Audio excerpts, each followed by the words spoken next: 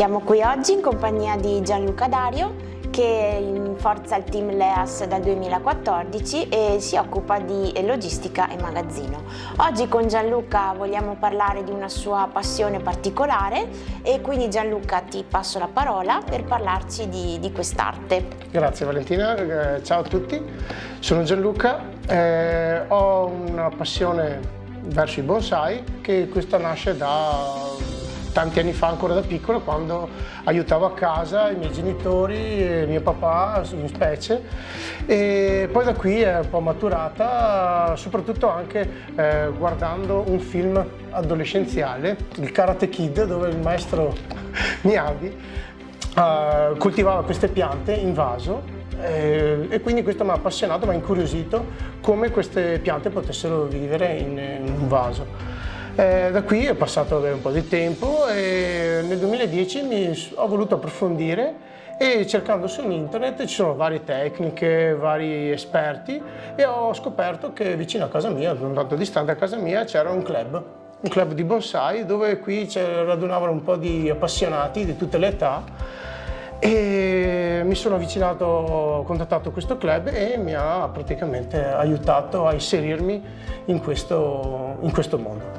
Gianluca, ti chiedo di fare un po' di chiarezza su cosa significa bonsai, perché magari c'è un po' di confusione, nel senso che da quanto so, insomma, il bonsai non è una specie di pianta, ma è una tecnica di coltivazione. Vero, vero.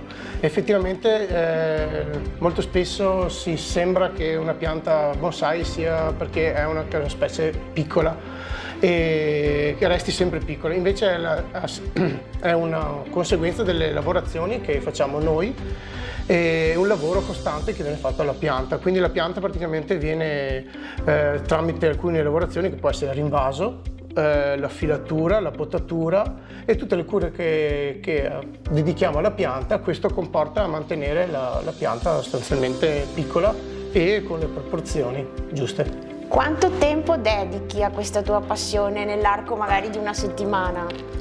Beh, questa passione ti occupa parecchio tempo, diventano quasi dei figli, perché ogni mattina i suoi 10 minuti, minimo, 10 minuti, un quarto d'ora, la sera anche la mezz'oretta, sempre il giro, è come un saluto, si svegliano la mattina, si fa un bel saluto alla sera, e soprattutto anche la lavorazione annuale, che quindi possono essere intervallate dalla filatura, che è quella la pratica che occupa più tempo, quindi vengono filati con un filo di rame o di alluminio a seconda della varietà, viene filato il ramo e quindi bisogna filare ramo per ramo, rametto per rametto, per riuscire a dare la piegatura ai rami per la posizione che abbiamo pensato in mente di come impostare la pianta.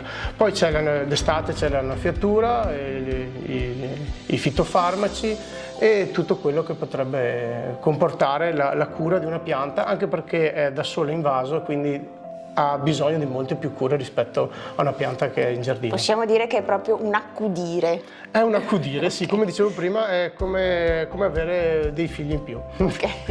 Quali benefici porta l'arte del bonsai nella vita quotidiana, nel tuo lavoro?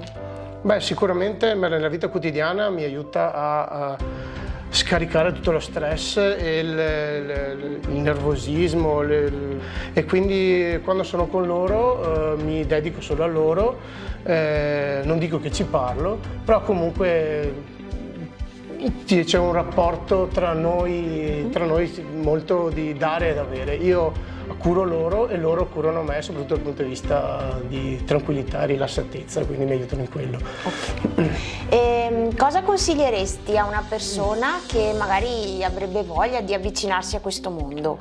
Beh, sicuramente di fare quello che ho fatto io, praticamente di avvicinarmi contattando un club o qualche persona che ha la conoscenza e che ti possa trasmettere la passione, come è capitata a me.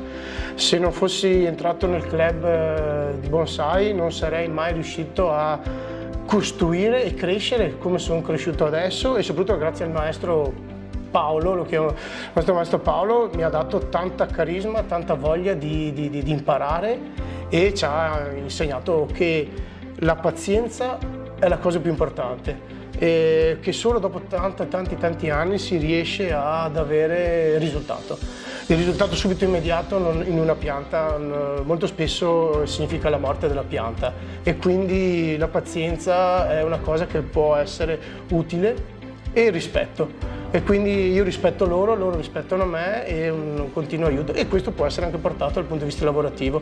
Quindi il continuo rispetto e l'aiuto che io ho verso gli altri e gli altri verso di me, questo crea un rapporto, e questo crea anche una squadra. Giusto. E ringrazio Gianluca per la sua testimonianza e do appuntamento a voi a presto con un nuovo talento. Ciao, grazie a tutti.